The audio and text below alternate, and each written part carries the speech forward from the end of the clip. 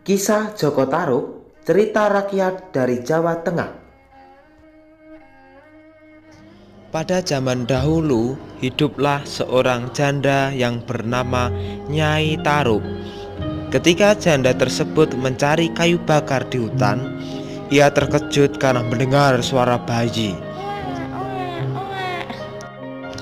Alangkah terkejutnya Nyai Tarub melihat seorang bayi di tengah-tengah hutan. Kemudian dia membawa bayi tersebut pulang dan merawatnya sebagai anaknya sendiri.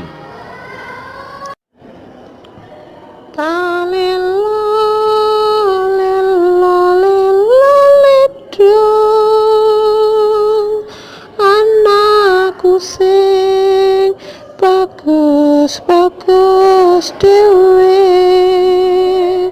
talelo lelo lelo ledung. Seiring berjalannya waktu, anak tersebut tumbuh dewasa dan penduduk sekitar menyebutnya dengan sebutan Joko Tarub. Wah, putra Nyai Tarub sudah besar sekarang ya? Iya, Pak.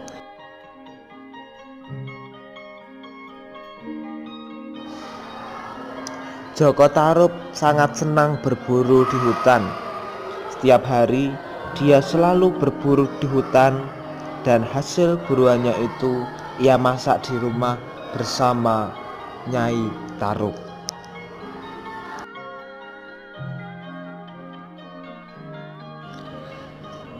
Selain berburu, Joko Tarub juga selalu bertapa untuk mengolah ilmu kanuragannya.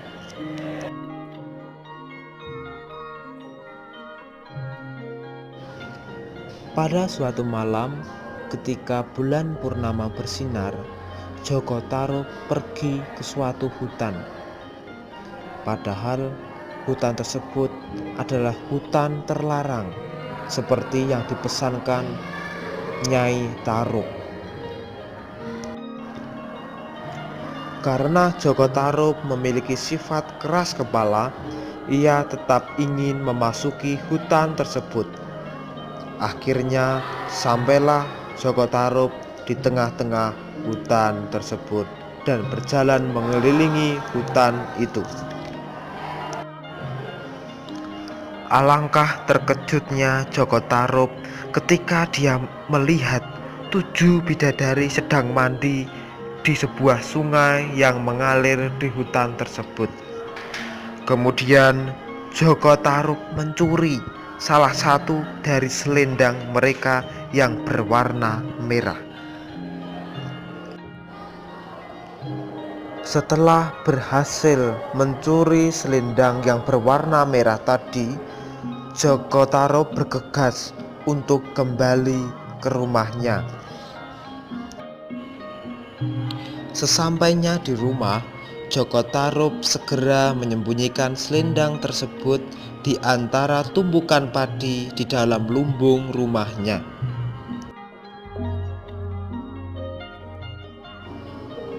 Keesokan harinya, Joko Tarub kembali ke hutan larangan tersebut. Ia mendengar suara seorang gadis sedang menangis. Joko Tarub mencari sumber suara tersebut dan menemukan salah seorang dari 7 bidadari yang ia lihat tadi malam.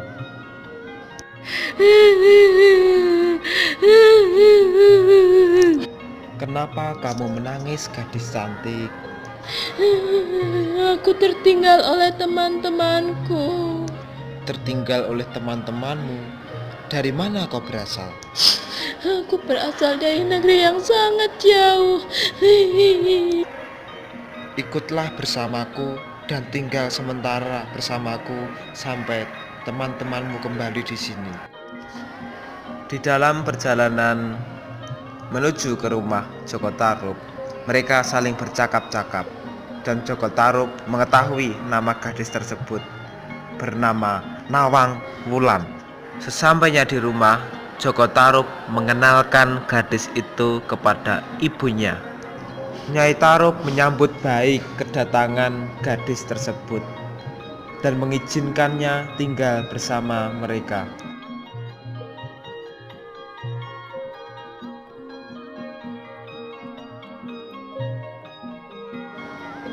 Seiring berjalannya waktu, Joko Tarub menikah dengan Nawang Wulan dan memiliki seorang anak. Nyai Tarub merasa senang dengan kehadiran cucu tersebut. 3 bulan setelah kelahiran cucunya tersebut, Nyai Tarub jatuh sakit dan meninggal. Ibu, terima kasih karena engkau telah membesarkanku dengan penuh kasih sayang. Oh ibu.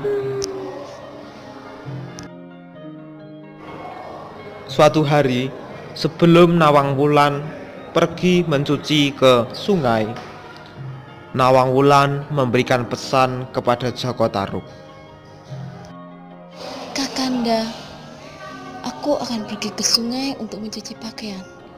Tolong, jangan sekali-kali engkau membuka tutup dari panci ini, karena aku sedang menanak nasi. Iya, Dinda. Joko Tarub penasaran dan akhirnya membuka tutup panti tersebut. Astaga, ternyata selama ini istriku hanya membutuhkan 1 butir beras untuk memasak. Jadi inilah yang menyebabkan lumbung padiku tidak pernah habis dari dulu. Nawang Wulan terkejut ketika pulang dan membuka tutup pancinya.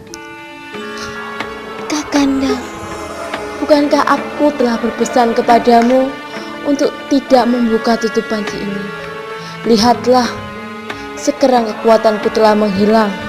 Mulai sekarang kita akan segera kehabisan padi kita, dan aku harus bekerja keras untuk menanak nasi yang akan kita makan. Seiring berjalannya waktu, lumbung padi Joko Tarub semakin menipis dan akhirnya tinggal beberapa untaian padi. Alangkah terkejutnya Nawang Wulan ketika melihat selendangnya di bawah tumpukan padi tersebut.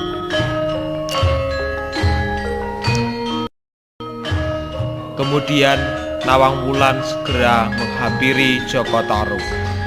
Kakanda, aku sangat kecewa padamu. Ternyata selama ini kau yang telah mencuri selendangku, sehingga aku tidak bisa kembali ke kayangan bersama dengan teman-temanku. Maafkan aku, Dinda. Kakanda, aku menyerahkan anak ini kepadamu. Aku harus segera kembali ke kayangan. Dinda, jangan tinggalkan kami. Dinda, jangan tinggalkan kami.